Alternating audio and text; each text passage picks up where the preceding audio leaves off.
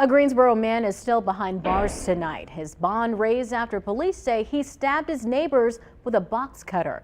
The fight was caught on a doorbell camera last week. Patrick Cleary is now facing 2 additional charges of attempted first-degree murder.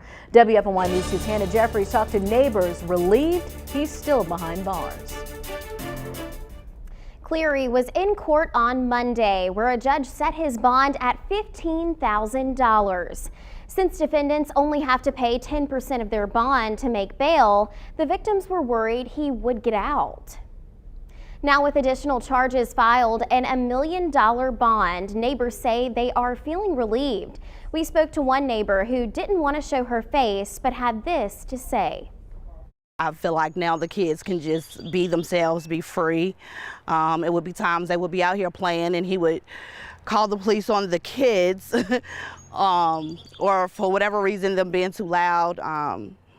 Yes, very, very relieved, but also just concerned, don't want him to come back.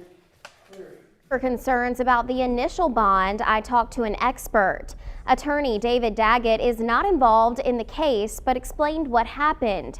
He says an initial bond is set, then there's another bond hearing. He says during the hearing, the prosecutor presents more evidence to the judge.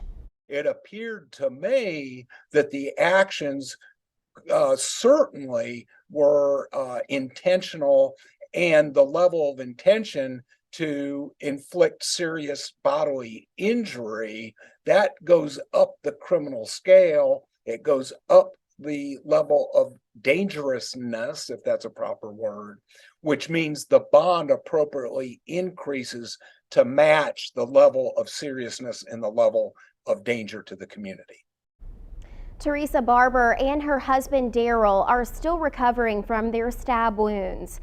Teresa says she was brought to tears when she found out about the additional charges and substantially higher bond.